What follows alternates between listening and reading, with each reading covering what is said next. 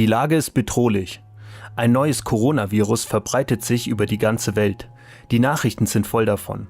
Die Fallzahlen auf der Corona-Weltkarte der Johns Hopkins Universität steigen und steigen. Der immunresistente Erreger lähmt Handel und Reisen und versetzt die Weltwirtschaft in den freien Fall. Es ist der 18. Oktober 2019. Moment, wieso 18. Oktober 2019? Brach die Corona-Epidemie laut offizieller Erzählart nicht eher im Januar 2020 in China aus? Stimmt, aber beschrieben wurde soeben nicht die echte oder uns als echt verkaufte Corona-Krise im Jahr 2020. Es handelt sich um das Szenario einer Übung, die nur wenige Monate zuvor stattfand und die in vielerlei Hinsicht kaum von der heutigen Realität zu unterscheiden ist.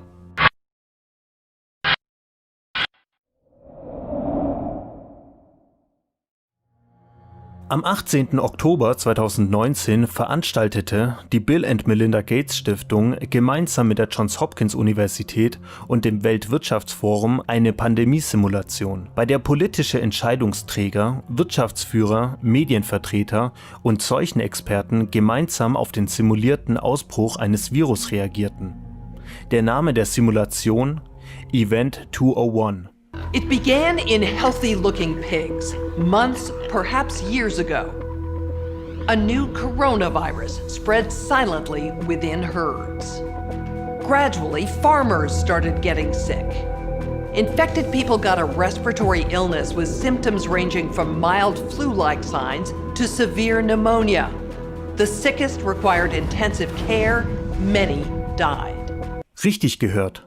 Prophetisch wurde in der Übung unter den zahlreichen Virusgruppen, die es so gibt, ausgerechnet ein Coronavirus ausgewählt. In der Simulation stammte das Coronavirus von Schweinen in südamerikanischen Farmen ab. Zur Eindämmung des fiktionalen Virus fand sich am 18. Oktober 2019 in New York ein Notstandskomitee aus sehr realen und einflussreichen Persönlichkeiten ein, um das weitere Vorgehen zu besprechen. Personen aus Südamerika, von wo das Virus laut der Übung ausging, waren komischerweise nicht dabei. Dafür ein Chinese, George Gao, der Generaldirektor der chinesischen Seuchenbehörde Chinese Center for Disease Control and Prevention, kurz CDC, die bei dem realen Corona-Ausbruch 2020 eine zentrale Rolle spielen sollte. Nachdem Gao an der prophetischen Übung vom Oktober 2019 mitgewirkt hatte, veröffentlichte er am 20. Januar 2020 eine Arbeit mit dem Titel Ein neues Coronavirus bei Patienten mit Lungenentzündung in China 2019. Am 24. Januar veröffentlichte er eine weitere Arbeit mit dem Titel Ein neuer Ausbruch des Coronavirus von globaler Tragweite. Der neben Gao einzige Vertreter einer nicht angloamerikanischen oder europäischen Organisation kam aus Singapur. Sowas aber auch. Da saß man im Oktober 2019 in einer Übung über eine Epidemie mit einem fiktiven neuen Coronavirus und 3 Monate später erfüllt man die eigene Prophezeiung und veröffentlicht eine Arbeit über ein neues Coronavirus.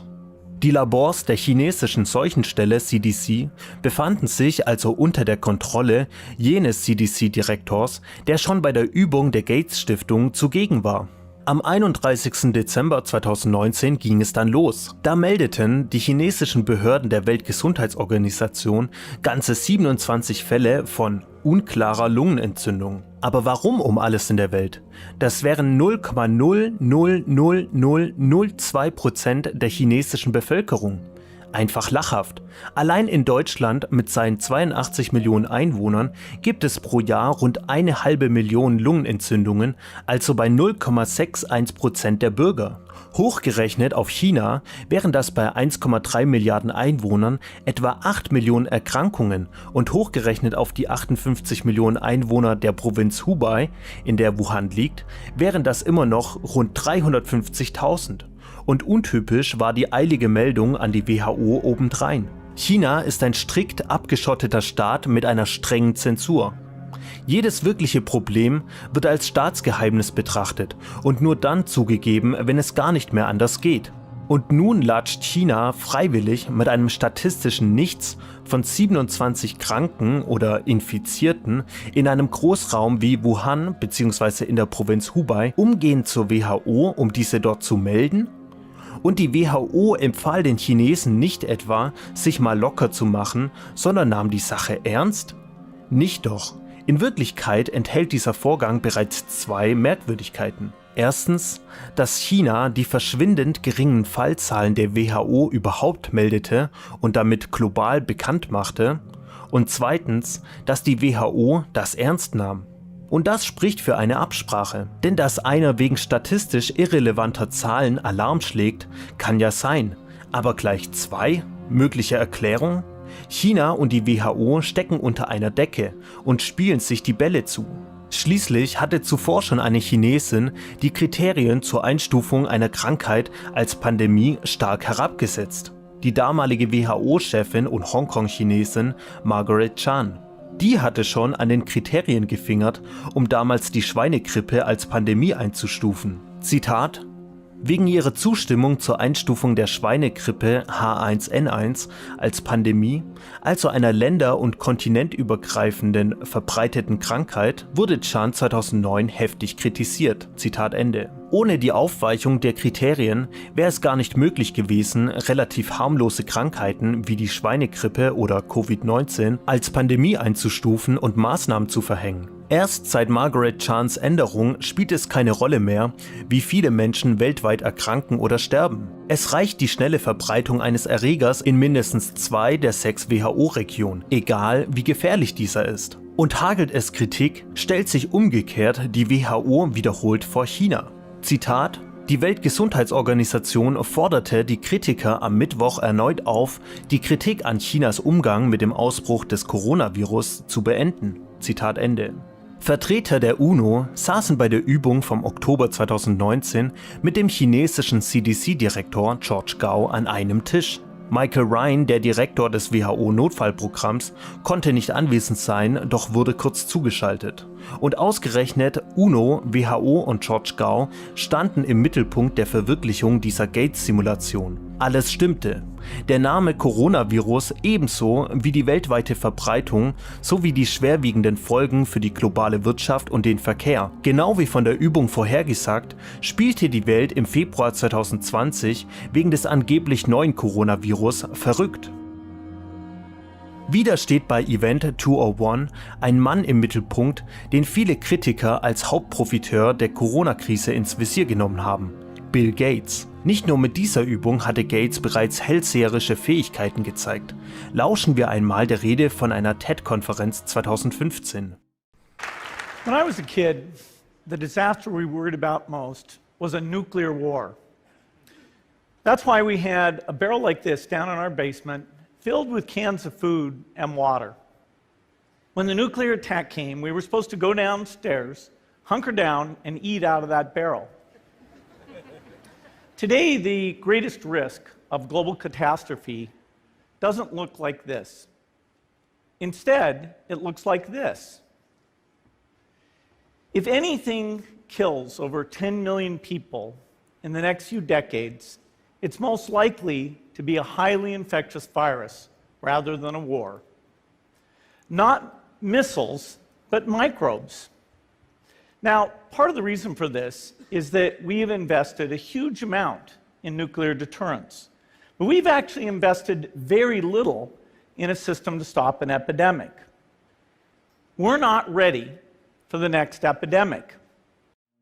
Der Münchner Merkur titelte 2018, Zitat: Bill Gates warnt vor Grippepandemie, die 33 Millionen Menschen töten soll.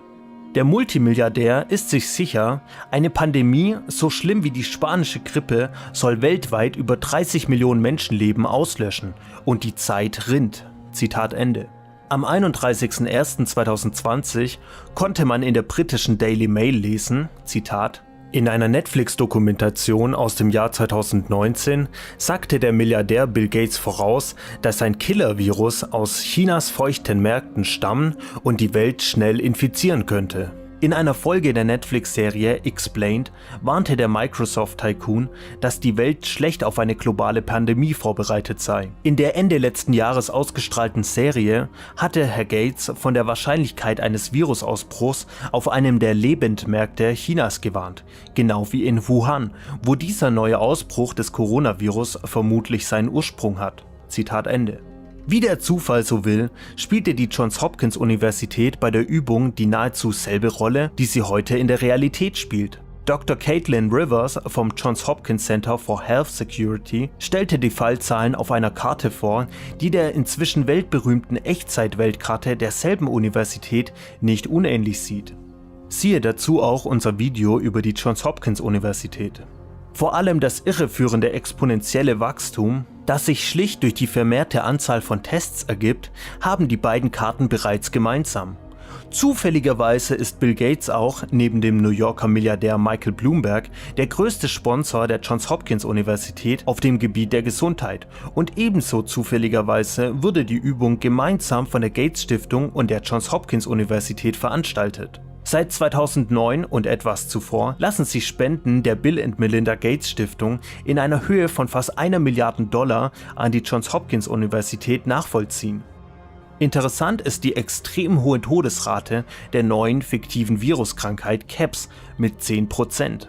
Kurz nach dem angeblichen Ausbruch von Covid-19 verkündete die Johns Hopkins Universität ähnlich hohe Todesraten.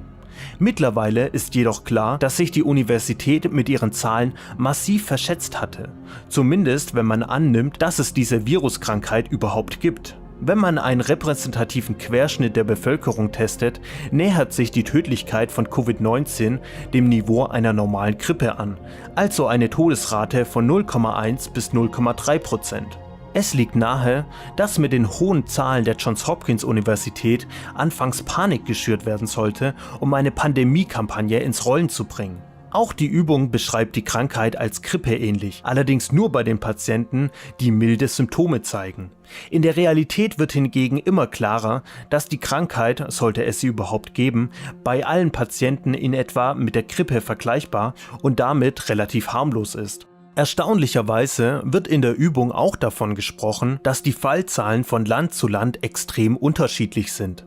Das wird dann sogar recht akkurat mit den von Land zu Land unterschiedlichen Überwachungssystemen erklärt. Auf die eigentlich logische Schlussfolgerung, dass man in jedem Land hohe Fallzahlen erzeugen kann, indem man einfach mehr testet, kommen allerdings weder die Anwesenden bei Event 201 noch die aktuellen Corona-Experten in aller Welt. The CAPS pandemic continues to grow, with more than 1 million cases and an estimated 73,000 deaths worldwide. These are only estimates because many countries are having trouble keeping up with surveillance and laboratory testing. Our models are showing that with this continued rate of spread, there may be 5.5 million cases and almost 350,000 deaths in 1 month. In other words, we've created a pandemic that could realistically occur. The scenario you will be presented with this morning could easily become one shared reality one day. I fully expect that we will be confronted by a fast-moving, highly lethal pandemic of a respiratory pathogen.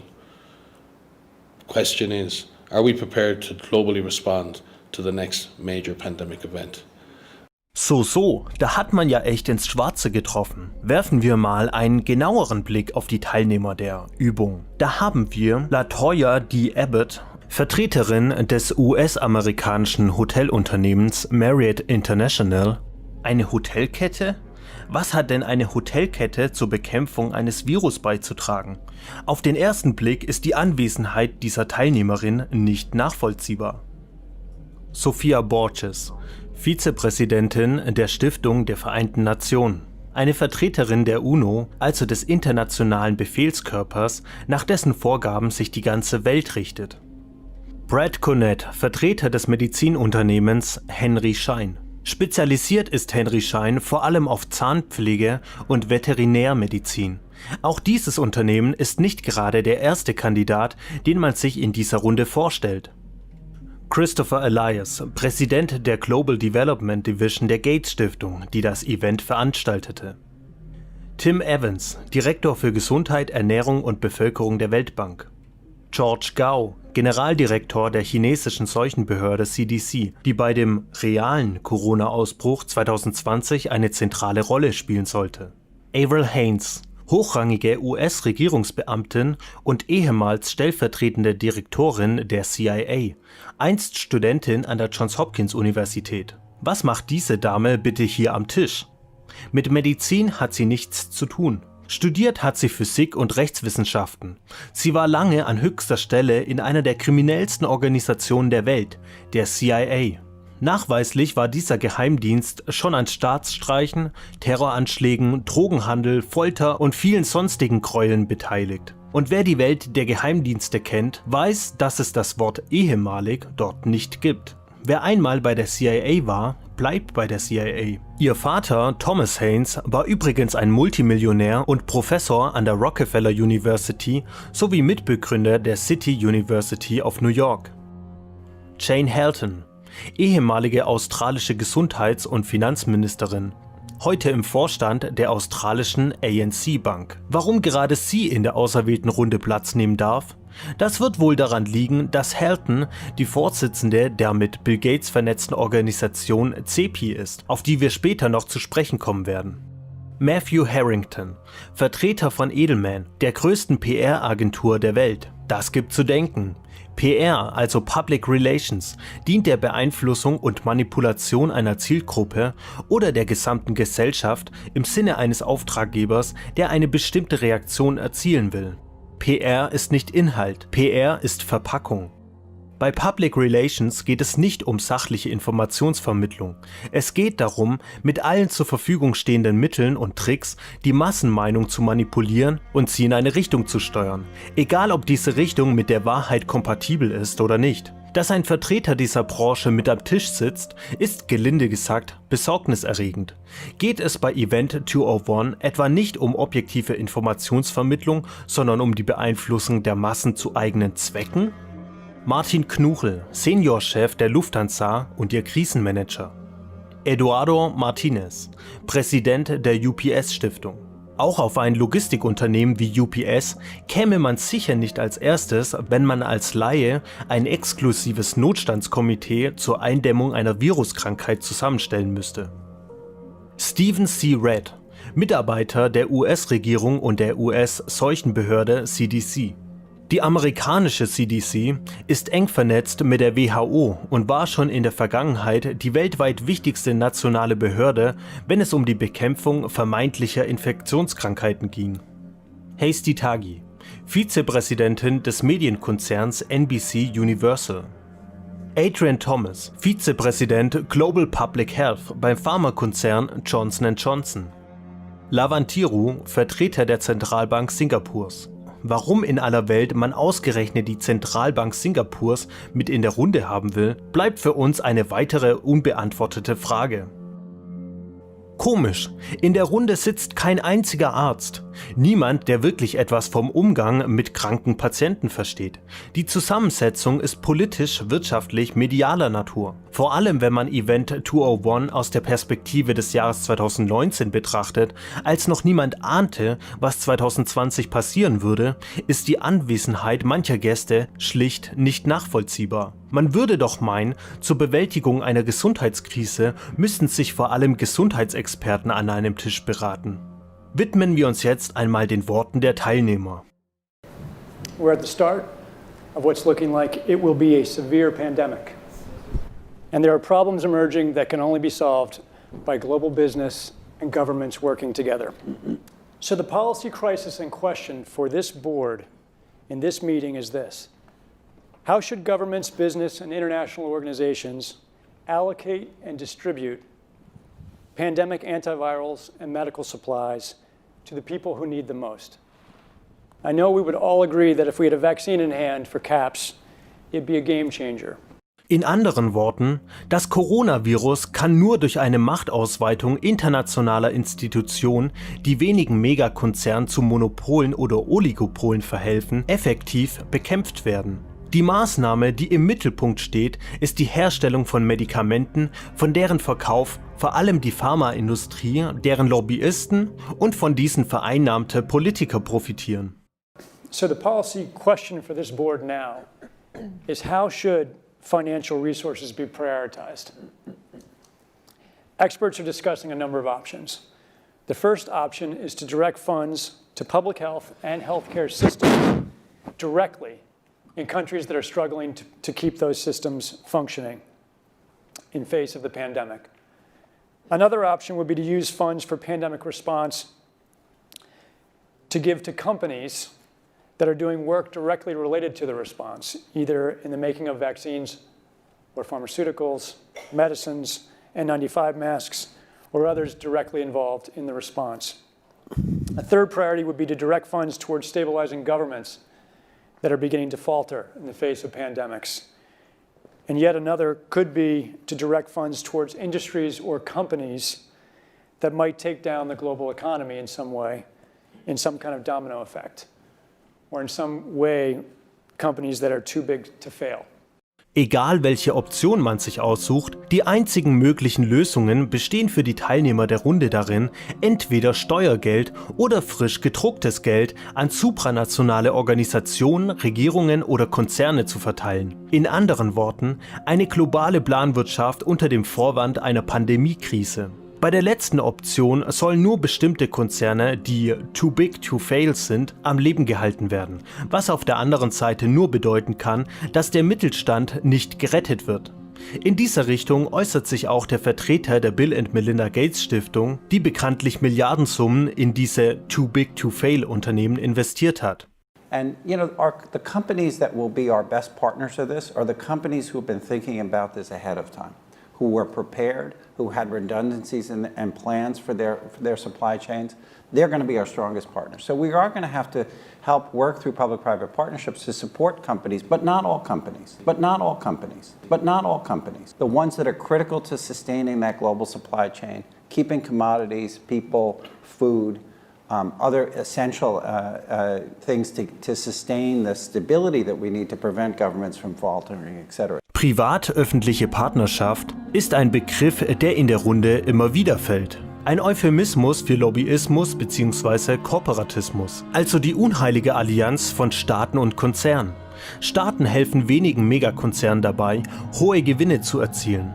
Ein viel diskutiertes Beispiel der jüngsten Zeit ist der indirekte Impfzwang durch einen Immunitätsausweis, der sich allmählich am Horizont abzeichnet. Damit würde bestimmten Konzernen, die diesen Impfstoff herstellen, ihre Ware direkt vom Staat oder von den zur Impfung genötigten Bürgern abgenommen werden. Je mehr Gesetze dieser Art es gibt, desto weniger Chancen hat auch die Konkurrenz.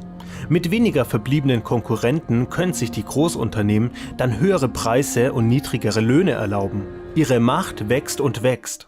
What we've seen work very well in the HIV field is in fact procurement through the Global Fund.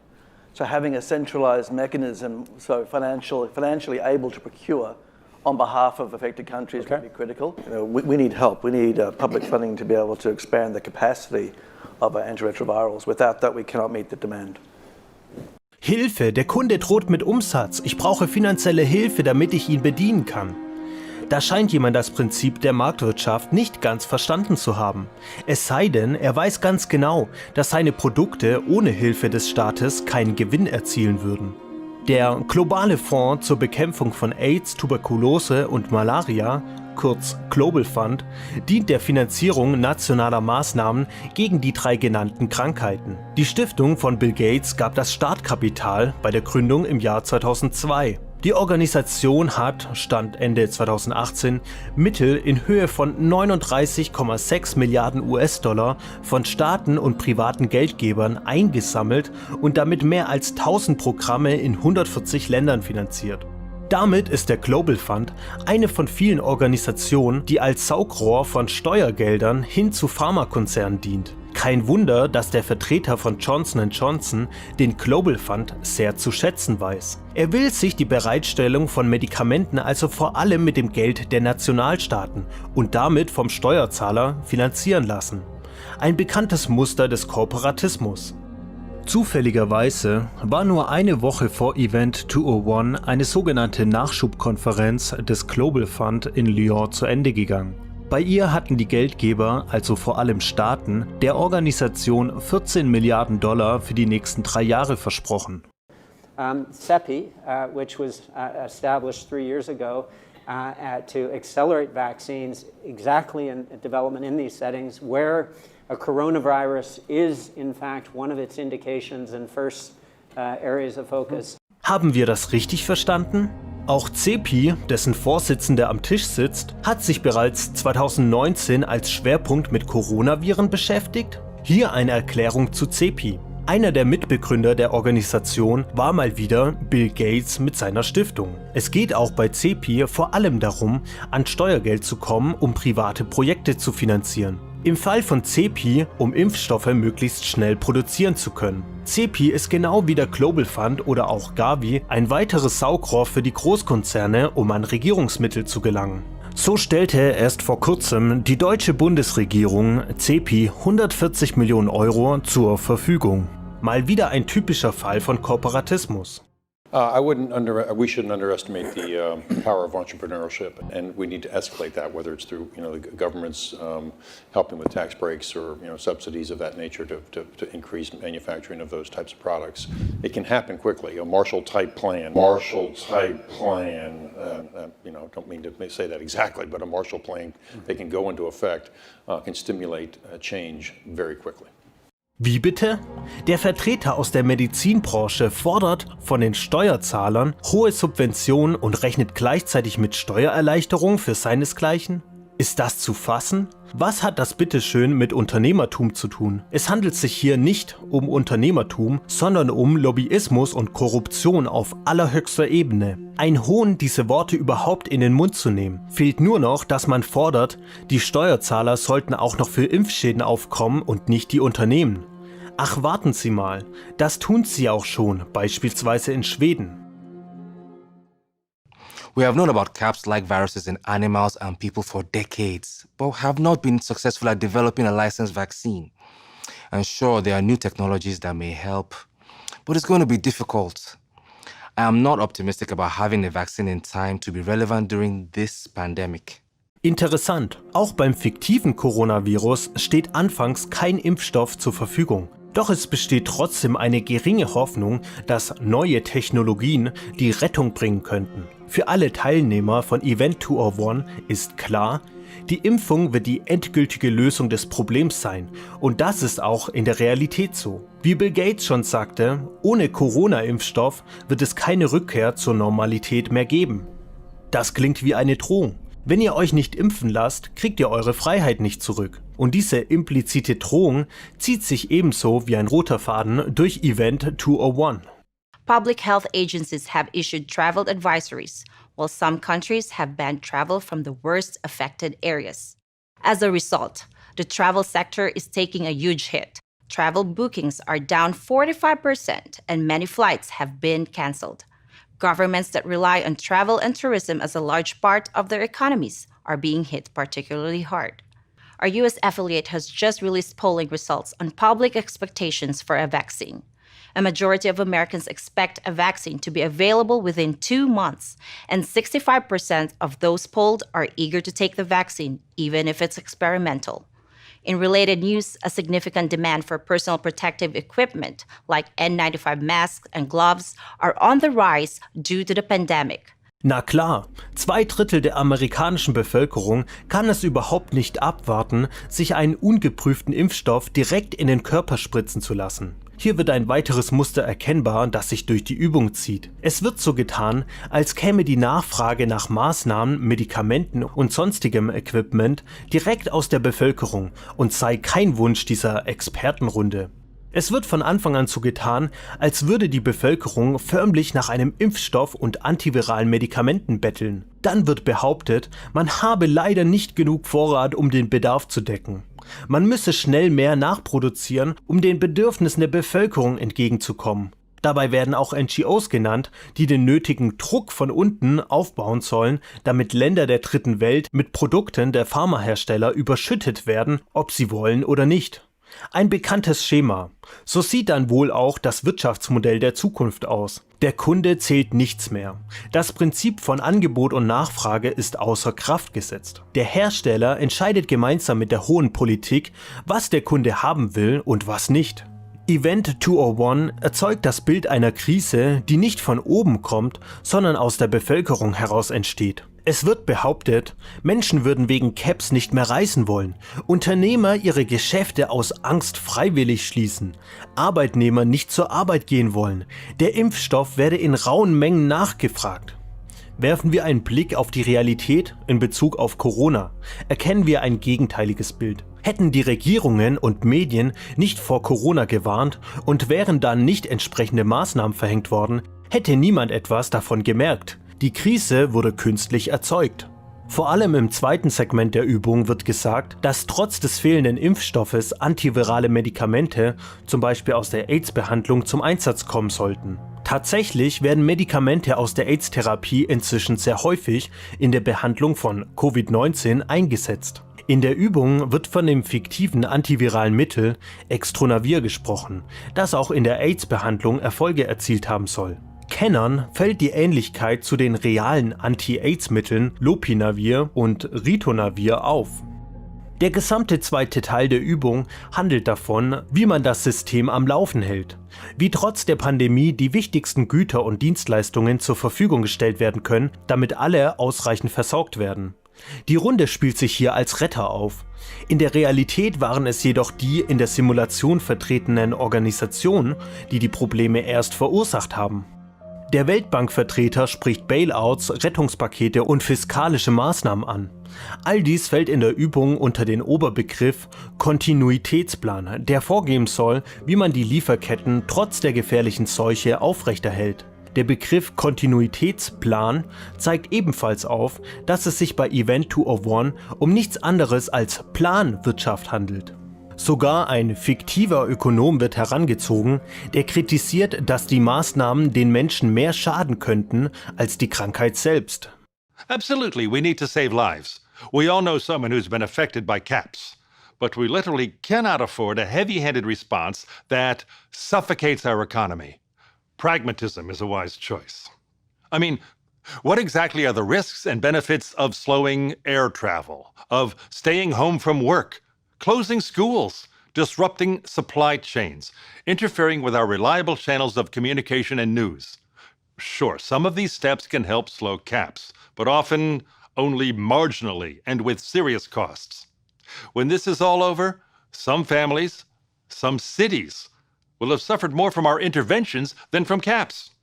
Wirklich unheimlich, wie diese Warnungen mit der heutigen Realität übereinstimmen. Die Diskussion über die Verhältnismäßigkeit der Maßnahmen ist allgegenwärtig. Wie konnte man 2019 schon wissen, dass es zu derartig drastischen Einschnitten in jedem Bereich der Gesellschaft kommen würde? Die Pandemien der Vergangenheit hatten, wenn überhaupt, geringe Auswirkungen auf die Weltwirtschaft. Was verriet den Veranstaltern dieser Übung, dass es in Zukunft anders sein würde? What is essential, what is non-essential travel, we have to clarify this. Otherwise, if we go down to 20% bookings over a long period, the company will run down. That's a fact. Jetzt, wo der Flugverkehr weltweit nahezu ausgesetzt ist, wirken die damals besprochenen 20% Einbußen noch relativ harmlos. Corona ist damit das sichere Todesurteil für die meisten Airlines. Es sei denn, sie werden gerettet oder verstaatlicht. Zumindest die Airlines, die man als systemrelevant oder too big to fail einstuft, wie es der Abgesandte der Gates Stiftung ja bereits erläutert hat. Im Falle der Lufthansa steht dies schon an. Die Bild titelte am 22.05.2019: 9 Milliarden Euro Staatshilfe geplant. So soll die Lufthansa gerettet werden. Hotels will be experiencing, crippling losses doing that. And we know that the hotel business in itself makes up 5% of the GDP. Unlike recessions due to normal business cycles and market forces, a recession caused by a severe pandemic would be unprecedented in the modern age because of the huge loss of both workers and customers. The closest parallel may be the Great Depression, but the anticipated global recession due to the CAPS pandemic could be much deeper, and it could take much longer to recover. If you neglect the livelihoods, then it's going to come back and exacerbate the health crisis. So you'll have the indirect health crisis, which is what we saw in West Africa, that many more people were affected by the closure of health facilities and the shutdown of the economy. In der Tat, am 28.09.2014 hieß es auf tagesschau.de, Zitat: Die Grenzen sind dicht, die Wochenmärkte geschlossen. Schon jetzt hungern viele Menschen und es soll noch schlimmer kommen. Zitat Ende. Schuld sei natürlich die Ebola-Epidemie. Was dabei verschwiegen wurde: Während bis Mitte September 2014 in den betroffenen Ländern etwa 2400 Menschen an Ebola gestorben sein sollen, drohte die wirkliche Katastrophe erst durch die Maßnahmen der WHO. Das öffentliche Leben sei zum Erliegen gekommen mit gravierenden Folgen für die meisten Menschen in der Region, so tagesschau.de weiter. Das Fazit eines Experten: Zitat: Im Moment reden wir noch nicht von einer Hungersnot, sondern von dem Drohen einer Hungersnot. Wir gehen davon aus, dass ab Februar 2015 etwa 150.000 Menschen in ländlichen Gebieten extern mit Nahrungsmitteln versorgt werden müssen. Zitat Ende. Da die Hauptursachen für die meisten Erkrankungen in Wirklichkeit mangelnde Hygiene und Ernährung sind, hatte die WHO auf diese Weise für Hunderttausende Menschen die Ursachen geschaffen, krank zu werden und endlich die Epidemie bekommen, von der sie dauernd redete. Und das ist auch bei Corona der Fall. Die UNO prognostiziert bereits eine riesige Hungersnot aufgrund der Corona-Maßnahmen. Das Konzept der selbsterfüllenden Prophezeiung war den Teilnehmern von Event 201 also durchaus bewusst. Business Insider titelte am 18.05.2020: 28 Millionen chirurgische Eingriffe haben Krankenhäuser weltweit wegen Corona verschoben, darunter auch viele Krebsoperationen. We can't forget that there are going to be patients that are impacted by other diseases who would have otherwise lived, received the care they needed. They would be in the ICUs that they need to be in. And with those hospitals inundated with these specific patient cases, we can't forget to help them, first and foremost, to be able to stop not just this disease, but all the others that are impacting patients. Das scheint nicht ganz geklappt zu haben. Today, there are 200 epidemic events every year, and it hasn't always been this way. The number is increasing, driven by globalization, climate change, urbanization, deforestation, and other trends of our modern world. In other words, we're in a new era of epidemic risk. And the second dimension is that one of these days, one of these epidemic events will be a pandemic, a fast-moving pandemic. And mitigating risk and impact of that pandemic will require an all-hands-on-deck approach. Spannend. Hier wird also eine Verbindung zwischen dem Klimawandel und dem Ausbruch von Epidemien geknüpft. Auf welchen wissenschaftlichen Grundlagen diese Verknüpfung aufbaut, wird nicht geklärt. Die Formulierung "alle Hände an Deck" kommt uns bekannt vor. Woher kennen wir sie? Ach richtig, von der Psychologin Margaret Klein-Salamon, Gründerin einer Organisation namens die Klimamobilisierung bzw. The Climate Mobilization.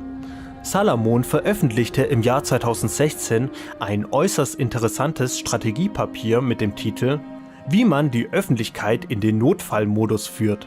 Eine neue Strategie für die Klimabewegung". Vieles deutet darauf hin, dass dieses Papier der Plan zur Verbreitung der Klimahysterie im Rahmen von Fridays for Future ist. 3 Jahre bevor Greta ihre befremdlichen Reden halten und Fridays for Future Europa erobern sollte. I think it's necessary to go through a period of overwhelm and maybe shutting down. I mean, climate change is overwhelming, so. In Klein-Salamons Strategiepapier findet man zum Beispiel schon die Formulierung: Stellen Sie sich vor, Ihr Haus brennt. 3 Jahre später sollte Greta nachplappern: I wanted to panic. I wanted to act as if the house was on fire. Because it is. Auch der französische Staatspräsident Emmanuel Macron übernahm Klein-Salomons Terminologie. Salamon fordert die totale Mobilmachung der Gesellschaft gegen die Klimakatastrophe. Ihr Vorbild: der Zweite Weltkrieg, in dem die amerikanische Gesellschaft in kürzester Zeit total umgekrempelt und zu Höchstleistungen angetrieben worden sei. Damals seien alle Hände an Deck gewesen, schwärmt sie. And mitigating risk and impact of that pandemic will require an all-hands-on-deck approach. Aber wie könnte man dieses Klimanotstandsregime am schnellsten bewerkstelligen, fragt Salamon in ihrem Strategiepapier. Aufgepasst!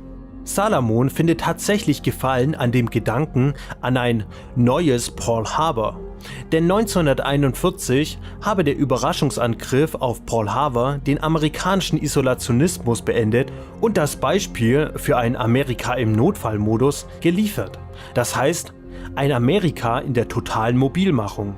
Zitat: Der Überraschungsangriff auf Pearl Harbor veranlasste die Vereinigten Staaten, auf den Knopf zu drücken, um die Stimmung umkippen zu lassen und in den Notbetrieb zu wechseln. Auf eine unglaublich kraftvolle, produktive Art und Weise. Zitat Ende. Und sie bekennt, Zitat, wir wollen Amerika aufwecken, um das Ausmaß der Bedrohung und die Notwendigkeit der Mobilisierung zu erkennen, wie Amerika unmittelbar nach den Angriffen auf Pearl Harbor aufwachte und die Notwendigkeit des Zweiten Weltkriegs erkannte. Zitat Ende. What's possible? Tell me what's it's possible to do. That in 15 or 20 years we can completely redo it. If we have to mobilize, this is how important it is, and how important that we do it quickly. We have to mobilize the same way we did when we entered World War II in 1941.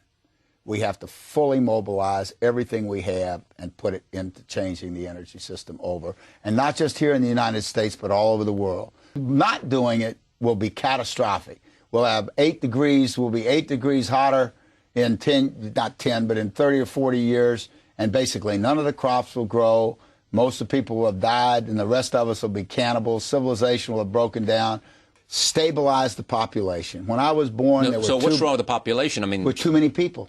That's why we have global warming. We have global warming because too many people are using too much stuff. We have to mobilize the same way we did when we entered World War II in 1941.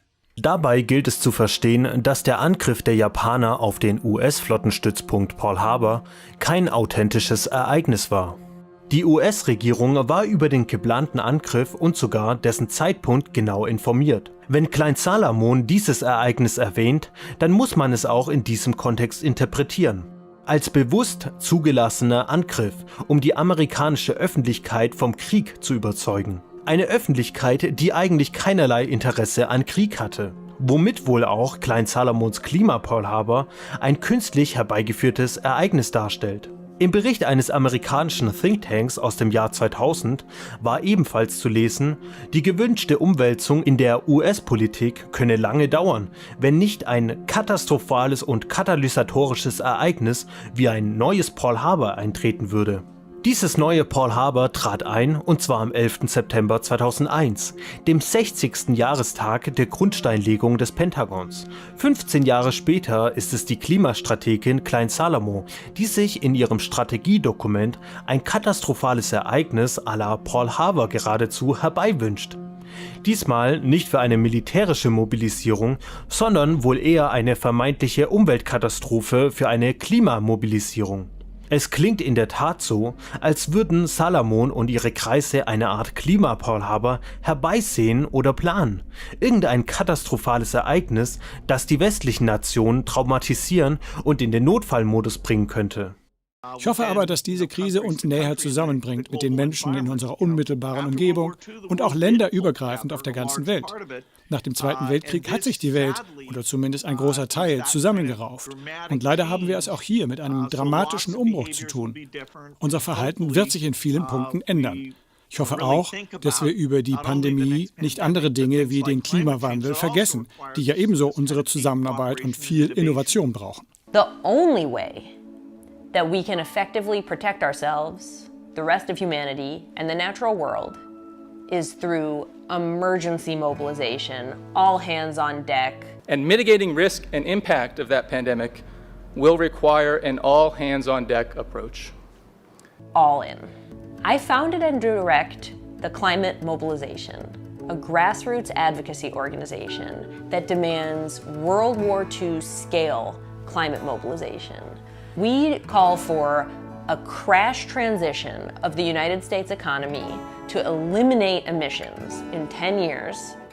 In Event 201 kriegen wir eine sehr ähnliche Kriegsrhetorik zu hören, von einem Mitarbeiter der Seuchenbehörde, der komischerweise gekleidet ist wie ein General. Governments need to be willing to do things that are out of their historical perspective, or for the most part, it's really a war footing that we need to be on, and massive mobilization of resources is appropriate to stem the tide of this event. Erstaunlicherweise war es auch Macron, der wie beim brennenden Haus von Klein Salomon diese Worte aus der Übung übernahm. Mitte März schrieb die FAZ, Es hörte sich wie eine Generalmobilmachung an, was der französische Präsident in seiner Fernsehansprache nach den Klängen der Marseillaise verkündete. Frankreich stehe im Krieg gegen einen unsichtbaren Feind, schärfte er seinen Landsleuten ein, und damit auch niemand die Botschaft überhöre, wiederholte er das Wort vom Krieg gleich 6 Mal. Ist Macron vielleicht die willigste Sprechpuppe der globalen Entscheider? A Marshall Plan, they can go into effect, can stimulate change very quickly. Auch in einem Video des Weltwirtschaftsforums zu Event 201 aus dem März 2020, als Corona offiziell lange ausgebrochen war, wird von einer Mobilisierung gesprochen. Gibt es statt der Klimamobilisierung, so der Name von Klein Salomos Organisation, jetzt etwa eine Pandemie-Mobilisierung? Oder werden in Zukunft gar beide Mobilisierungspläne verbunden? Mit dem Endziel dieser Anstrengungen wird mittlerweile kaum noch hinter dem Berg gehalten. Bill Gates sagte bereits Anfang 2015 in einem Interview mit der Süddeutschen Zeitung, Zitat, „Für den Krieg sind wir bereit, da haben wir alle Vorkehrungen getroffen. Wir haben die NATO, wir haben die Vision, Jeeps, trainierte Leute, aber was ist mit Seuchen? Wie viele Ärzte haben wir dafür, wie viele Flugzeuge, Zelte, was für Wissenschaftler? Gäbe es so etwas wie eine Weltregierung, wären wir besser vorbereitet." Zitat Ende. Auch die Aussagen der Teilnehmer von Event 201 sind recht eindeutig. So I absolutely agree with the comments that have been made that we need to have some kind of international mechanism for coordinating what it is that we would be doing, also for collecting information, also for understanding what the resources are. So one of the challenges will be ensuring that you're using an existing mechanism, and I think Sophia's right about the UN as being sort of the base of operations in a sense, making sure that states are stepping up to actually tell people what it is that they're doing, what their decisions are in that context, and creating transparency about what the proper allocation should be for containing this issue so that there can be pressure put to bear on ensuring that states are actually doing what the larger plan needs to be in that context.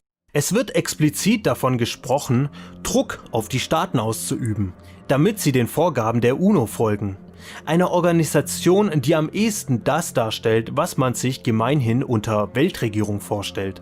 Das könnte erklären, warum heute fast alle Staaten wie im Gleichschritt in dieselbe Richtung marschieren. It's important that the UN and WHO remain very clear, but when they challenge governments directly, they often get into this issue of sovereignty. And so I think it's really important not to have that as the only response. I think it's really critical to think about soft power influence, which is other influentials who can call up the head of state, or powerful constituencies within those countries. We've seen this in the context of mobilizing religious leaders in the context of polio.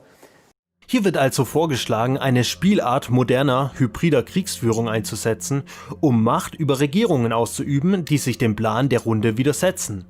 Mit Aussagen wie dieser reißen sich die Teilnehmer die Maske der Humanität selbst vom Gesicht und es wird erkennbar, was sie wirklich sind. Kalkulierende Machtstrategen, die mit allen Wassern gewaschen sind. Well, I do think that there needs to be sort of an honest broker, a centralized command and control organization that really brings together the public-private sector, both on a global approach and also on a local approach. There needs to be some form of centralized approach to really organize all the various efforts that are going to be undertaken.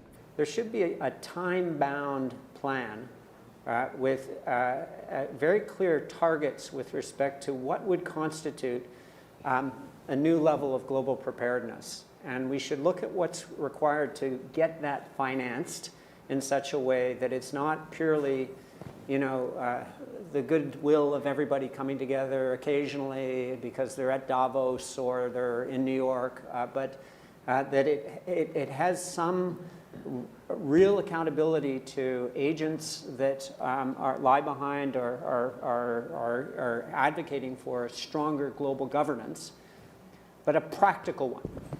It's not that WHO will do everything, it's that the various constituencies that have to be mobilized. In den Worten des französischen Regierungsberaters Jacques Attali, Global Governance ist nur ein Euphemismus für die globale Regierung. Dieser Berater von François Mitterrand, Nicolas Sarkozy, François Hollande und auch des aktuellen Präsidenten Emmanuel Macron hatte schon zu Zeiten der vermeintlichen Schweinegrippe gesagt, eine Pandemie könne die Grundlagen für eine echte Weltregierung schaffen. Mehr dazu in diesem Video, aber das nur am Rande. We already discussed about the coordination and centralized efforts. So we think about, the system in China. It's good for the public health, actually.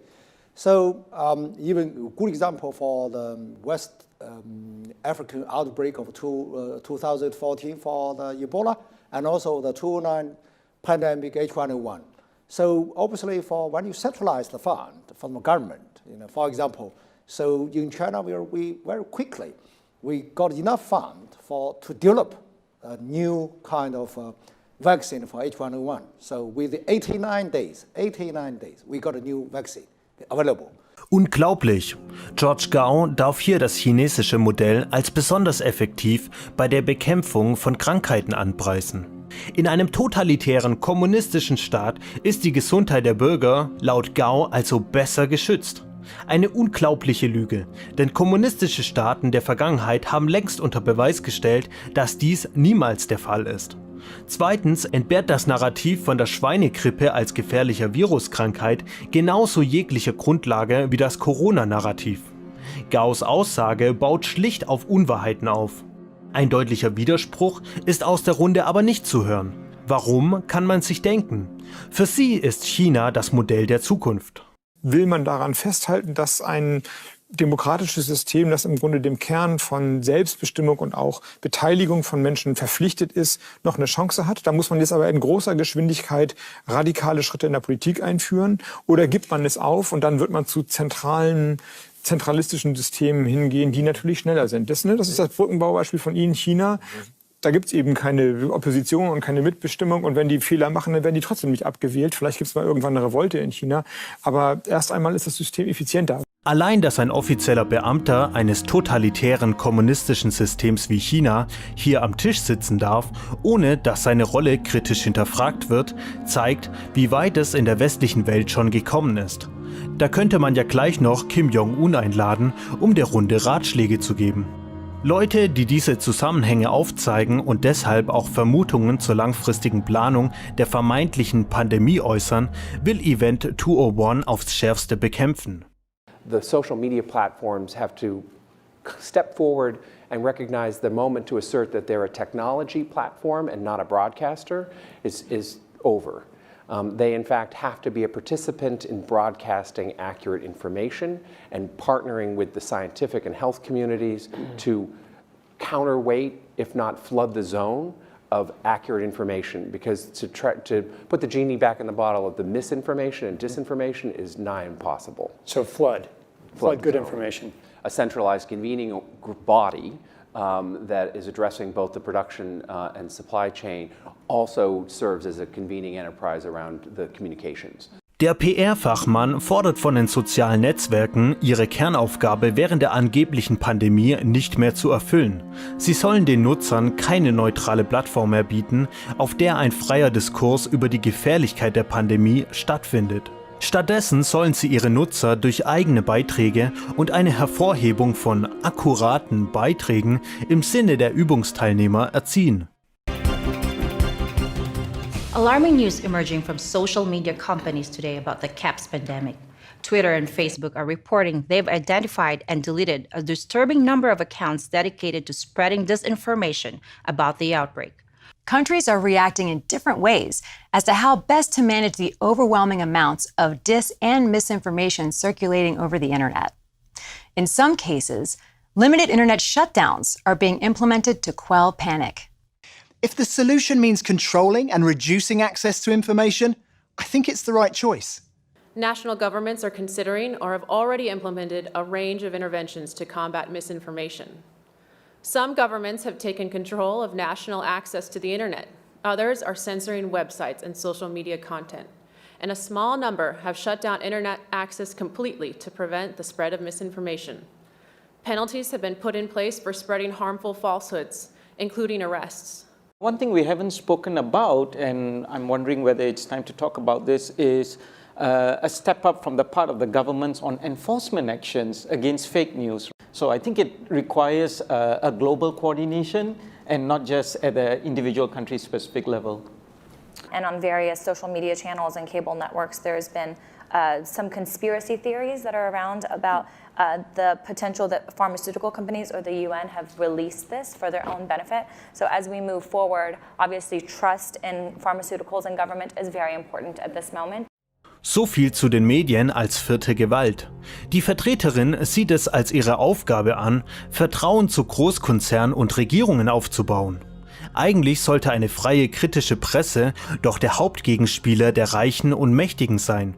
Zudem wird mit der Verschwörungstheorie, das Virus sei freigesetzt worden, das Narrativ festgestampft, es handle sich um ein gefährliches Virus. Auch heute bei Corona ein beliebter Desinformationstrick. Denn wer darüber diskutiert, ob das Virus als Biowaffe in einem Labor gezüchtet wurde oder doch zufällig entstand, hat die Existenz des Virus gekauft und kann damit in Panik versetzt werden. Und darum geht es schließlich, wenn man einen PR-Experten in die Runde einlädt. Das Virus soll verkauft werden. Dass es im Fall Corona keine seriösen Beweise für die Existenz einer gefährlichen Viruskrankheit gibt, arbeiten wir in der neuen Express-Zeitung Ausgabe 32 heraus. Diese können Sie diesmal sogar kostenlos als PDF bei uns herunterladen. Link in der Beschreibung. Pharmaceutical companies are being accused of introducing the CAPS virus so they can make money on drugs and vaccines. Das klingt ja ungeheuerlich.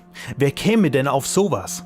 Gut, inzwischen Millionen, wenn nicht Milliarden skeptischer Bürger, wobei man unter in die Welt bringen auch einfach die Erfindung einer tödlichen Viruskrankheit verstehen kann. Rumors are actually spreading that the antivirals are causing CAPS, and so patients are not taking them anymore. Auch das klingt natürlich unerhört. Allerdings gibt es heute in der Realität immer mehr Experten, die Ähnliches behaupten. Und da bin ich drüber gestolpert, über eine Kasuistik von einem Patienten, von einem 50-jährigen Patienten, der an Corona erkrankt ist. Bei dem Patienten ging das los mit Husten, Schüttelfrost, Fieber, Erschöpfung und Shortness of Breath, also schlecht Luft. Atemnot, ja. Und die Behandlung erfolgte mit Hochdosis Methylprednisolon, also Hochdosis Cortison, 600 Milligramm Cortison sind das. Moxifloxacin, das ist ein sehr hartes Antibiotikum aus der Gruppe der Gerasehämmer. Zusätzlich noch Liponavir und Ritonavir. Das sind beides Nukleosidanaloga und Proteasehämmer aus der AIDS-Therapie. Ziemlich toxische Sachen. Und das Ganze noch mit Interferon versehen, das auch ein Virostatikum bzw. Immunsuppressivum ist. Das hat auch immunsuppressive Effekte. Und dann zum Schluss noch mal ein Breitbandantibiotikum darüber geschüttet. Und das führte dann dazu, dass der Patient gestorben ist. Ein 50-jähriger Patient. Also nicht die Risikogruppe, keineswegs. Nee. Das heißt, diese Behandlung hat jetzt das Immunsystem von diesem Mann aus meiner Sicht ist diese Behandlung ein Kunstfehler und hat den Patienten umgebracht. I personally do not believe that trying to shut things down in terms of information is either practical or desirable.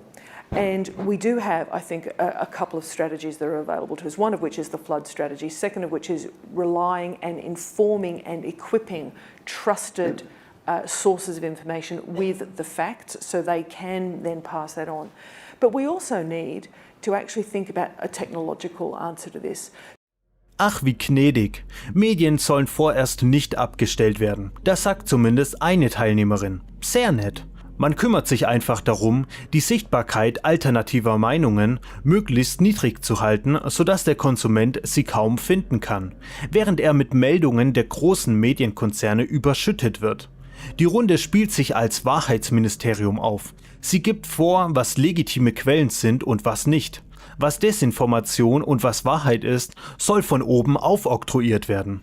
Das passt zum totalitären Geist, den diese ganze Simulation atmet. Man kann hier von einer Art modernen Wissenschaftsfaschismus sprechen, der eines Tages in einer sogenannten Technokratie enden könnte. Einer Herrschaft selbsternannter Experten, die glauben, am besten und am nachhaltigsten über das Leben der rechtlosen Untertanen entscheiden zu können. Ist Ihnen schon mal aufgefallen, dass keiner der Teilnehmer, die hier über das Schicksal der Welt bestimmen, demokratisch dafür legitimiert wurde? Was die Glaubwürdigkeit von Jane Halton betrifft, hilft vielleicht dieser Ausschnitt weiter. When I was trying to advocate inside government in relation to the potential threat from H5N1 that was endemic in Indonesia, I was actually told by an extremely senior person who I will not name that actually I was basically just on about Y2K with feathers. Okay. Ein furchtbarer Affront.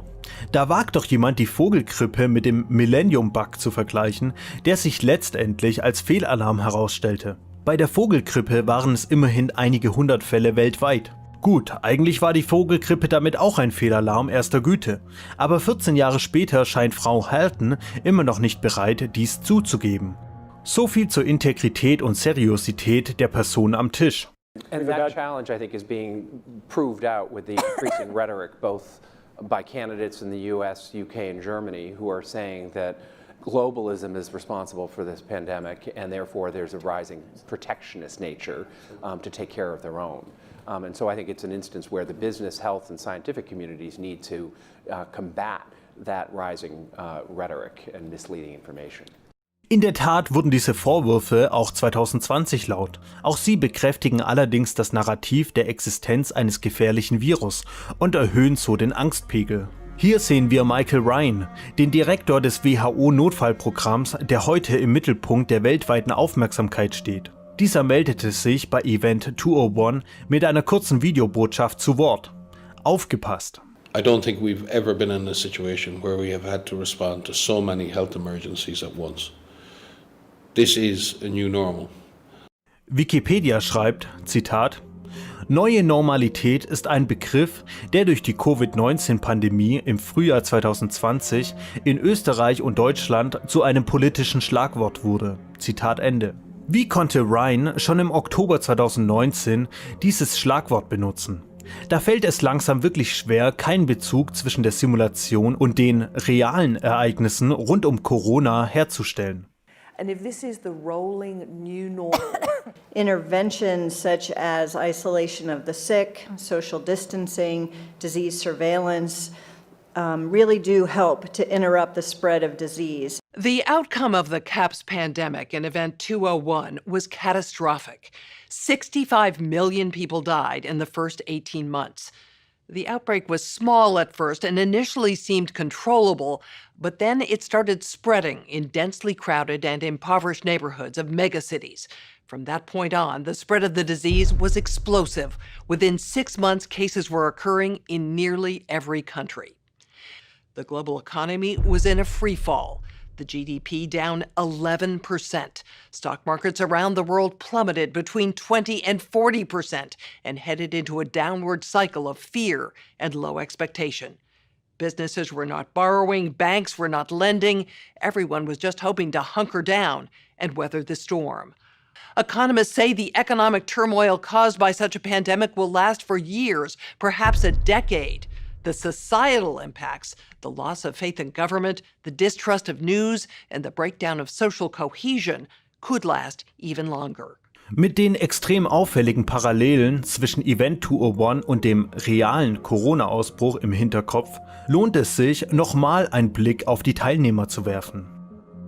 Die Weltbankgruppe, vertreten durch Tim Evans, verabschiedete Anfang April ein Corona-Hilfspaket in Höhe von 14 Milliarden US-Dollar zur Unterstützung von Entwicklungs- und Schwellenländern. Die Weltbank rief zusammen mit der WHO im September 2018 das Global Preparedness Monitoring Board ins Leben. Also grob übersetzt der Überwachungsrat zur globalen Vorbereitung. Die Organisation bekam die Aufgabe, die internationale Bereitschaft bei der Antwort auf neue Infektionskrankheiten zu überwachen. Die Vorsitzende von GPMB ist die ehemalige norwegische Ministerpräsidentin und WHO-Chefin Gro Harlem Brundtland. Diese war einst Kollegin von Willy Brandt in der Führungsriege der Sozialistischen Internationale. Brundtland war auch die Vizepräsidentin der Weltkommission für Umwelt und Entwicklung. Diese Kommission veröffentlichte 1987 unter dem Titel Unsere gemeinsame Zukunft Ein ökosozialistisches Manifest, in dem erstmals das Konzept der nachhaltigen Entwicklung definiert wurde, aus dem später die Agenda 21 hervorging. Basis dieses Konzepts war, wie Brundtland freimütig bekannte, das Programm der Sozialistischen Internationale. Wir sehen hier erneut das Muster der internationalen Planwirtschaft, nur diesmal nicht unter dem Deckmantel einer Klimakatastrophe, sondern eines Virus. Zu den wenigen ausgewählten GPMB-Mitgliedern gehören gleich 2 Teilnehmer von Event 201, Christopher Elias von der Gates Stiftung und George Gao der chinesischen Behörde CDC. Dazu kommt der Leiter der Coronavirus Taskforce in den USA, Anthony S. Fauci. Eine interessante Mischung. I thought I would bring that perspective to the topic today, is the issue of pandemic preparedness. And if there's one message that I want to leave with you today based on my experience, and you'll see that in a moment, is that there is no question that there will be a challenge to the coming administration in the arena of infectious diseases, both chronic infectious diseases in the sense of already ongoing disease, and we have certainly a large burden of that, but also there will be a surprise outbreak. There will be a surprise outbreak. Anfang März kündigte der Pharmakonzern Johnson & Johnson an, bereits im September einen Corona-Impfstoffkandidaten erstmals an Menschen testen und bei Erfolg Anfang 2021 bereits die ersten Chargen produzieren zu wollen. Die Pharmaindustrie gehört bei Corona natürlich zu den großen Gewinnern. Wahrscheinlich wurde einfach ein Unternehmen vorgeschickt, um für die gesamte Branche zu sprechen. Das Medizinunternehmen Henry Schein ist heute der Anbieter eines Corona-Antikörper-Testkits. Über die Rolle der weiteren Teilnehmer, deren Anwesenheit uns recht ungewöhnlich erschien, kann man jetzt etwas informierter fragen. Wurde die ehemalige CIA-Mitarbeiterin Avril Haines geschickt, um später die US-Geheimdienste und den Regierungsapparat zu briefen? Wurde durch die Anwesenheit von PR- und Medienvertretern schon mal geprobt, wie man das Virus der Öffentlichkeit verkauft? Wurde durch dieses Event 201 die Lufthansa als Repräsentant der Airline-Branche schon auf einen Ausfall der Flüge vorbereitet? Erklärt sich die Anwesenheit eines Vertreters Singapurs damit, dass dieses Land als eines der ersten Länder eine Corona-Tracking-App bereitgestellt hat? War der Grund der Teilnahme eines Logistik- und Postunternehmens wie UPS zu klären, wie man die Lieferketten während der Pandemie aufrechterhält? Und wurde die Vertreterin der Hotelkette Westfield Marriott für die kommenden Megaverluste der Tourismusbranche gebrieft, da man in der Runde schon davon ausging, dass bisher nie gekannte, einschneidende Maßnahmen folgen würden? Oder ist Marriott International dabei, weil das Unternehmen gemeinsam mit dem Weltwirtschaftsforum an einem digitalen Reisepass arbeitet, der bald vielleicht mit einem Corona-Immunitätsausweis oder Ähnlichem verknüpft werden soll? Fassen wir zusammen. Personen und Organisationen, die heute beim vermeintlichen Coronavirus eine entscheidende Rolle spielen, sitzen bei Event 201 mit am Tisch. Die Übung wurde ausgerechnet von der Bill & Melinda Gates Stiftung und der Johns Hopkins Universität veranstaltet, nur wenige Monate vor Ausbruch des echten Coronavirus. Sogar George Gao, eine absolute Schlüsselfigur beim vermeintlichen Corona-Ausbruch in Wuhan, nimmt an Event 201 teil. Es wird explizit von einem Coronavirus gesprochen. Das Szenario und die beschriebenen Maßnahmen zeigen eine frappierende Ähnlichkeit zur Realität. Es werden sogar Begriffe wie das neue Normal genannt, die erst 2020 zu einem Schlagwort wurden. Kann all das noch Zufall sein? Liebe Zuschauer, ob dies berechtigte Hinweise sind, an der offiziellen Version zu Corona zu zweifeln, bleibt Ihnen überlassen. Lesen Sie sich dazu auch unsere Ausgabe Nummer 32 über das Coronavirus durch. Anhand von seriösen Quellen werden Sie feststellen, dass das wissenschaftliche Fundament der Panikmache, der Medienberichte und der drastischen freiheitsberaubenden Maßnahmen nur durch statistische Tricks, Verzerrungen und Manipulation zusammengehalten wird. Den Link zur kompletten und kostenlosen PDF-Ausgabe finden Sie in der Videobeschreibung. Ihre Express-Zeitung. The social media platforms have to step forward and recognize the moment to assert that they're a technology platform and not a broadcaster is over. Some governments have taken control of national access to the internet. Others are censoring websites and social media content. And a small number have shut down internet access completely to prevent the spread of misinformation. Penalties have been put in place for spreading harmful falsehoods, including arrests.